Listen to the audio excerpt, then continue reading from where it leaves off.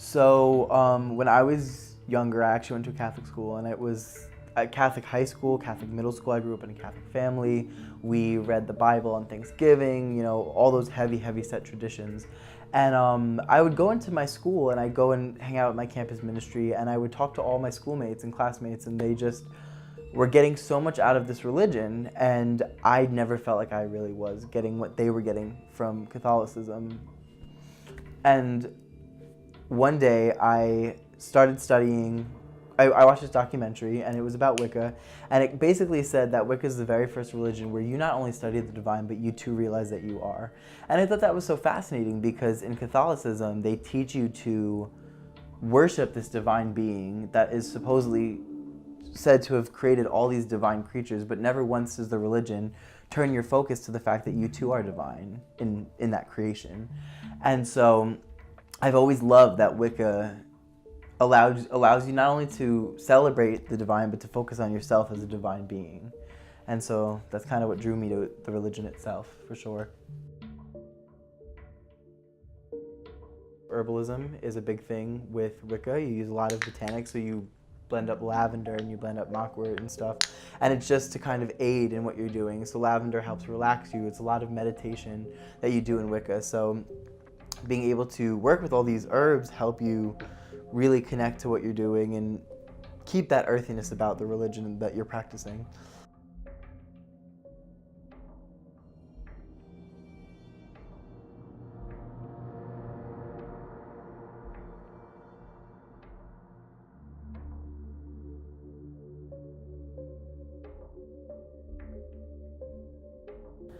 Wicca. It's a religion, and I use that term really loosely because it's not like any other religion that you would expect. For me, it's more of a way to get to know nature and get to know things that aren't necessarily scientific, but things that are deeper than the surface, I guess you could say. It's like science, and you're trying to understand more about the world around you, but it's in a different, more unconventional way. Has Wicca helped you to do so? Yeah.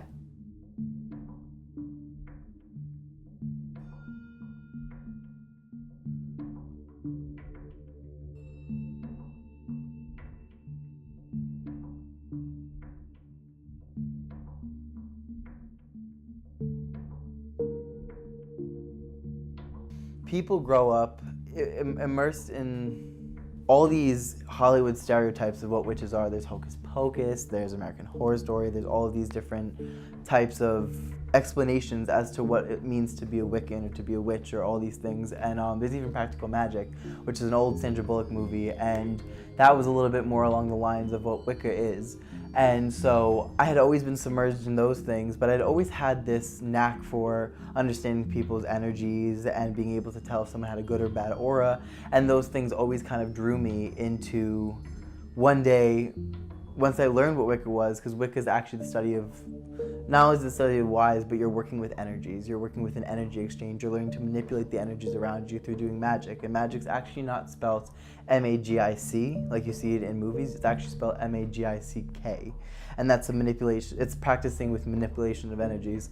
And so, since I was younger, I guess I've always had that knack for picking up energies around me. So now that I'm older and I understand what to do with those energies, thanks to Wicca, it all kind of fit together like a puzzle piece.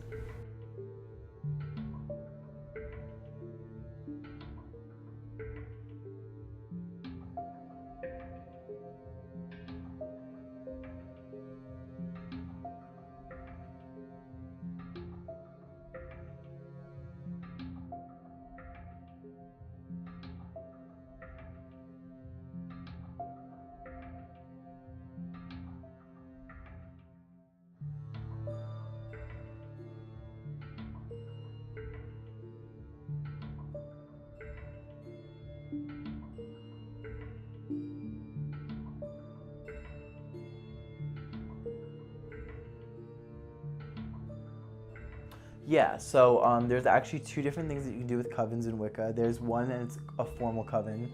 And with the formal coven, you study for a year and a day. It's actually routine that you study for a year and a day, and you go and you present yourself to a... What's the significance of the year and a day? A year and a day is actually supposed to be as long as it takes for you to connect with the elements. So the pentagram, which I definitely have here on my altar, I have, the star, and it's the top of the pentagram is spirit, and there's earth, fire, air, and water, and those are the entities that, form the pentagram. And a year and a day is supposed to be the amount of time it takes you to connect with all of the entities that are inscribed in the pentagram.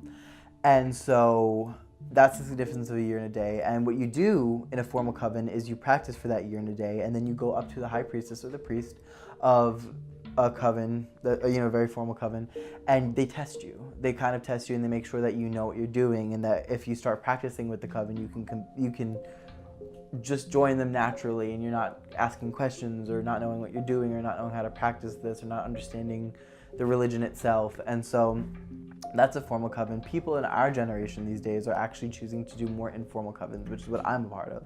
I'm a part of an informal coven. It's a coven of 5 people, and we do practice together, we work together, we learn things together, we keep group chats.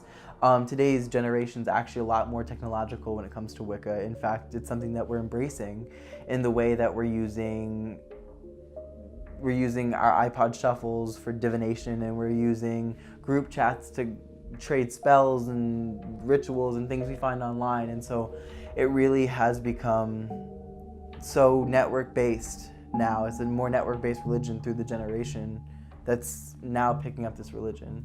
It has changed me for the better, I would say. It's given me a lot more focus, not just on the things that I'm trying to learn, but just in life in general. It's kind of helping me appreciate the smaller things and be more positive.